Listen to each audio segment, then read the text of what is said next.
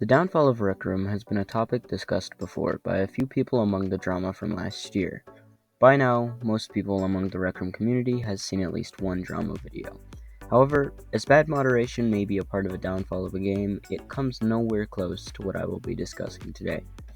This problem, if not fixed, can completely destroy RecRoom as we know it, and ruin the entirety of the bright, fun social game we all know and love today. From what I've seen from 2018 to today, this one specific feature has really changed the way I look at RecRoom, but only now is it starting to get really, really bad.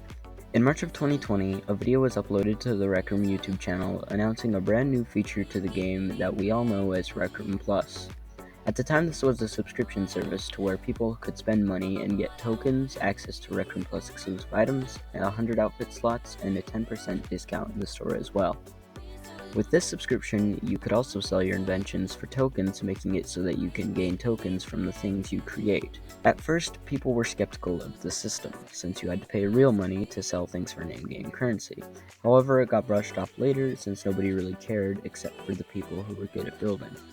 But chances are those people were adults who could easily pay the subscription fee and start to sell their inventions. We all just kind of learned to accept RecRoom Plus, as the developers had stated that anything already in the game would not be locked behind the subscription. However, I've soon come to realize that this was only partially true.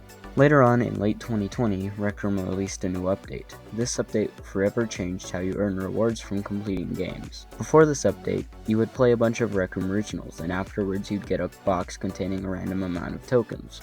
You'd be able to get multiple of these per week, and you could earn a little over 1,000 tokens a week. This was all changed with the update though, adding in the new 3-option system, where you would get 3 item choices, these either being clothing, food, or tokens. This system is still currently here, and people are fine with it. However, when it first came out, there was a bit of a debate on whether or not this update was good or not, as it reduced the amount of tokens that you earn through ROs, making it seem like they are slowly phasing out earning tokens. The debate soon ended, and the update stayed, with people getting used to them, and with this new system, gave rise to a new trend that helped a few certain RecTubers get into the spotlight. 2020 came to an end with very little problems, and RecRoom continued on doing what they were doing. In early 2021, RecRoom added the creator payment program to where the creators can convert their earned tokens into real money. And while all the hairy drama was going on, a feature for RecRoom Plus dropped, being the ability to add a custom currency to your room, as well as making keys for specific things. This one sparked a small debate yet again, as people could now use this to their advantage, making their games basically pay to play.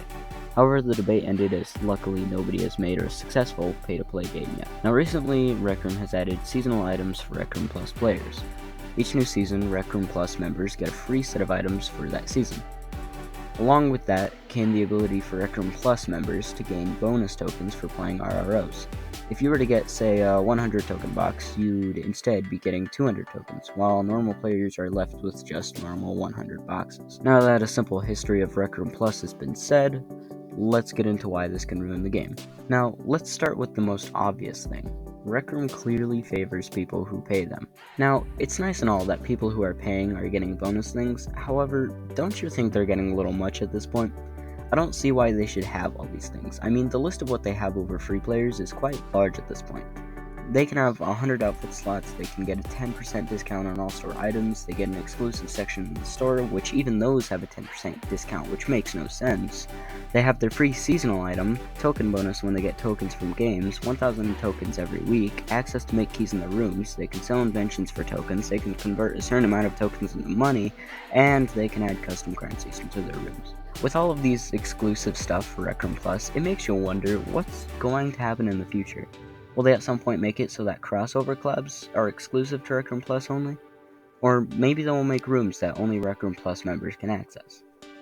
They've said that this wouldn't happen, but with all companies, money can cause opinions to change. Hopefully it won't happen to RecRoom, but it's always a possibility. RecRoom is one of the very limited games where you can sell the things you make for currencies. However, RecRoom is a part of the even fewer games that you have to pay to sell your creations. Let's take a few examples here. YouTube, the video sharing platform where this video is uploaded on, lets you share your content for free, where if you reach a certain goal, you can get paid for making your videos. Now, this is a great system, as you're sharing your content without needing to pay anyone, and at a certain point, you yourself can make some money for the content. However, I also have to point out the negative examples, such as Roblox. And as I list off of what Roblox does, you will quickly see the similarities between these systems. For Roblox and RecRoom, you have to pay a monthly subscription to monetize your creations. If you were to sell a piece of clothing or a game model for Robux, you would need to have this subscription. Otherwise, you can sell basic stuff for free where you aren't earning anything. Although, Roblox scams their creators while paying them by taking a large percentage of their earnings. My main hope is that RecRoom doesn't do the same that Roblox does, but again, it's always a possibility. Honestly though, YouTube is a video sharing platform while Roblox is an actual game like RecRoom, so I can't really use YouTube as an example as to why selling things for tokens should be free. So let's use Minecraft, specifically Minecraft Bedrock Edition. In Minecraft Bedrock Edition, you can apply to be a partnered creator to where you can sell your maps, texture packs, and add-ons for the game. Granted, you are applying for it instead of just instantly getting it, but this system works because they review the product to make sure it's good quality and worth being sold. If we make a system in RecRoom to apply for selling your inventions for tokens, it would not only make ways for free players to share their inventions with people and earn money, but it would also greatly reduce the amount of kids selling random crap that they made in like 30 seconds for tokens.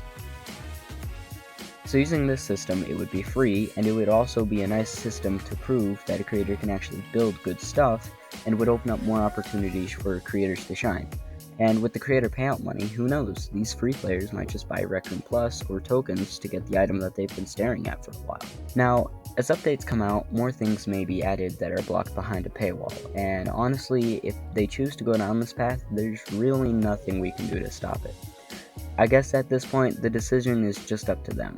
I'm not saying to remove what's already added, but rather watch what you're putting behind paywalls, as it may affect how people see the game.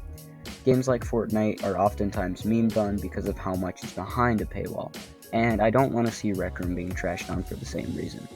Let's make RecRoom better than these other games and watch what's being paid for. Now, it's alright to have exclusive items, but when you're blocking full-on features is when it starts to become a problem.